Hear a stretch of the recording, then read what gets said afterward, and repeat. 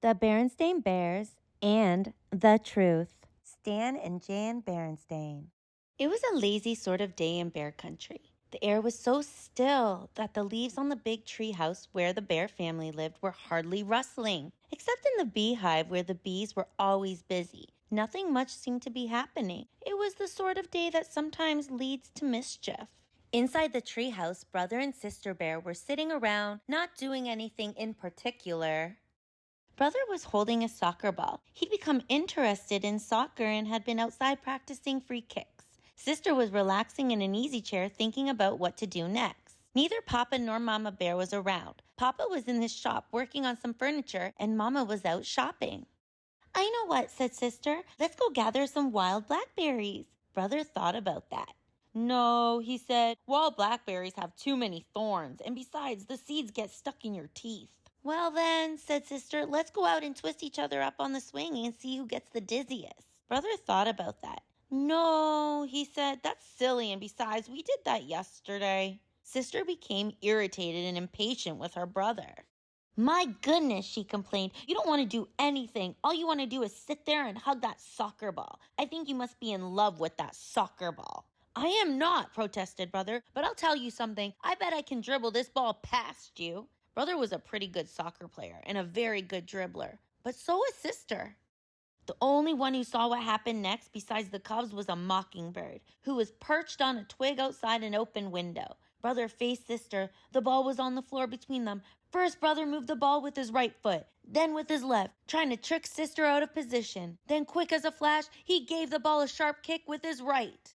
It almost worked, but Sister was fast, too. She reached out with her knee and blocked the ball, which bounced against the bookshelf, against a chair, against a footstool, and into Mama's most favorite lamp, which fell on the floor with a crash.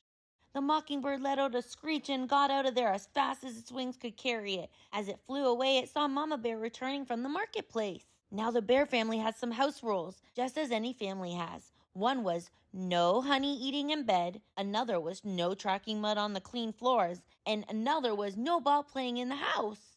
What to do? Brother looked at Sister. Sister looked at Brother. They both looked at the broken lamp, and they both listened in horror as Mama came up the front steps and into the house.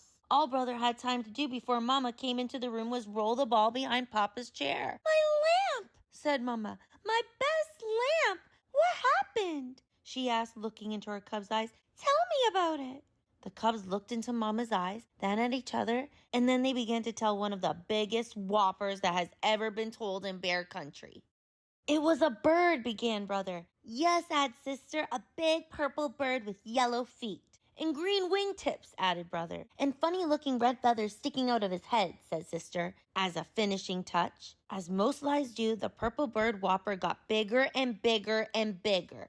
Yes, continued the cubs, and it flew in that window, zoomed around the room, and knocked over the lamp. As Mama Bear was looking at the broken lamp with a sad expression on her face, Papa Bear came in from his shop. The cubs began to tell him the story of the big bird that flew in the window and broke the lamp. It was harder to tell the second time. For one thing, they couldn't quite remember how they had told it the first time.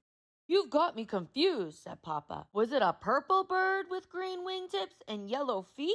Or a yellow bird with purple wingtips and green feet? Or was it a white bird with black spots? Like that soccer ball behind my easy chair. But the thing that really made it hard the second time was how very sad Mama looked as she picked up the pieces of the broken lamp.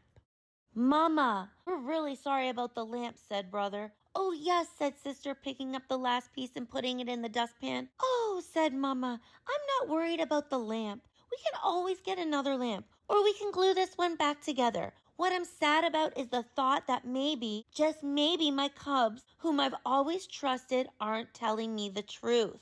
And trust is not something you can put back together again. Both cubs started to talk at once. It wasn't a bird, said Sister. It was a soccer ball, and it was all my fault, shouted Brother. It was just as much my fault, shouted Sister. But they were both shouted down by the phone, which rang loudly. Ring, ring. It was Grizzly Gran inviting the bear family for a Sunday visit. Hello, Gran, said Mama.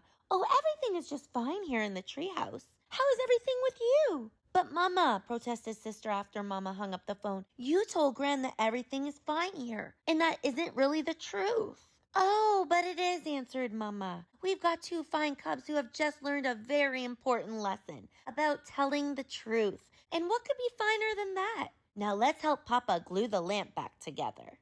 Nobody really expects cubs to be perfect, and from time to time, Brother and Sister Bear did forget the rules. Brother ate honey in bed a couple of times. One time, Sister tracked a little mud on the clean floor. And once or twice, Brother and Sister started to play ball in the house because they remembered not to. But they never ever again told a whopper, because trust is one thing you can't put back together once it's broken.